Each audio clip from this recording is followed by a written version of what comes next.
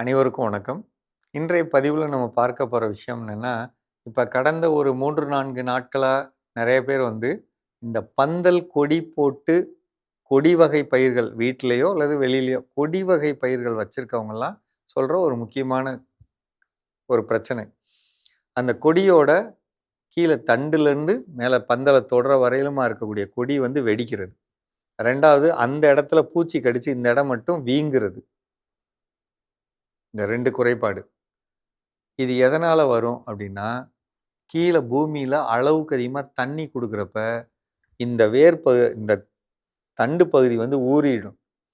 அப்படி ஊறிடுச்சு அப்படின்னு சொன்னால் அப்போ தான் வெடிக்கும்.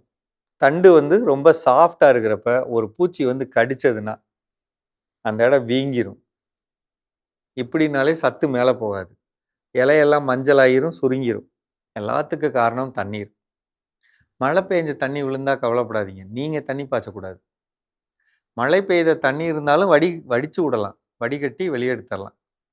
ஆனால் நம்ம என்ன செய்யக்கூடாதுன்னா, நம்ம தண்ணி பாய்ச்சி அப்படியே தெப்ப மாதிரி வைக்கக்கூடாது.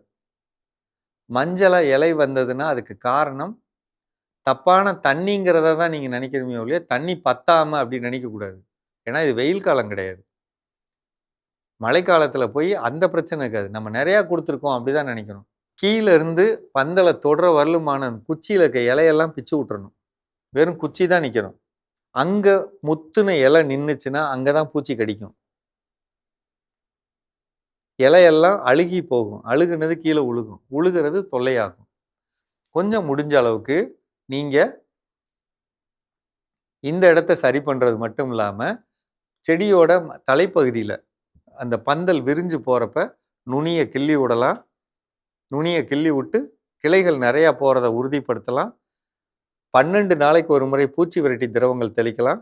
12 நாளைக்கு ஒரு முறை வளர்ச்சி திரவங்களை தெளிக்கலாம்.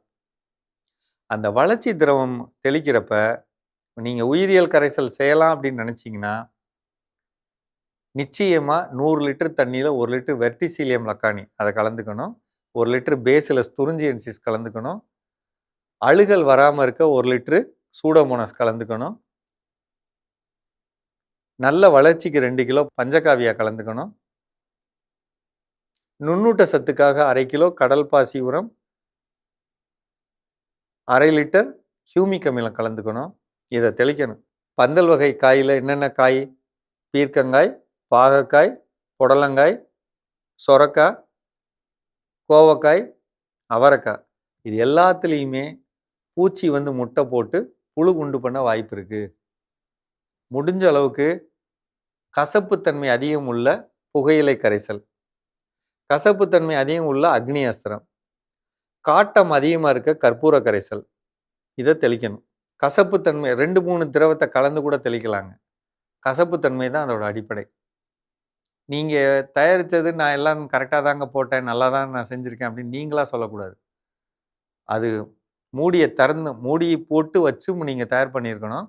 மூடியை திறந்தோம்னா மூக்கு கிட்டக்க வச்சோம்னா தலையை எடுக்கிற அளவுக்கு வாடை இருக்கணும். அப்படி இல்லைன்னா அந்த பூச்சிக்கு கேட்காது. அப்போ நம்ம அடித்த கணக்கு 1 லிட்டரு 60 ரூபா இன்னைக்கு ரேட்டு போகுதுங்க. 1 லிட்டரு 60 ரூபா ரேட்டு கொடுத்து ஒருத்தரை வச்சு ஆள் வச்சு அடிக்கிறோம். அப்படி அடிக்கிறப்ப அடிக்கிற பொருள் தெளிவு இல்லாமல் இருக்குன்னு வைங்களேன், நமக்கு பிரச்சனை அதிகமாகிடும். இதை மட்டும் மனசில் வச்சுக்கணும். கொஞ்சம் தரமான பொருளை தெளிக்கணும்.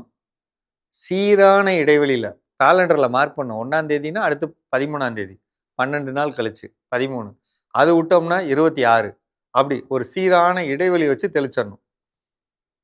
அப்படி தெளிச்சுக்கிட்டே இருந்தோம்னா பந்தல் காய்கறிகளில் நல்ல லாபம் எடுக்கலாம்.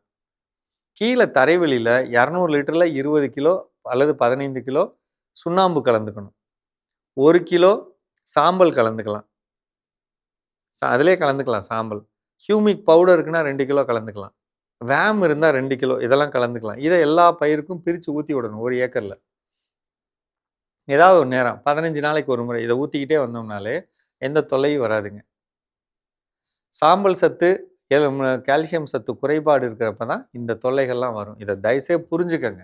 புரிஞ்சாலே ஜெயிச்சிடலாம். சரிங்களா? மீண்டும் சந்திப்போம்.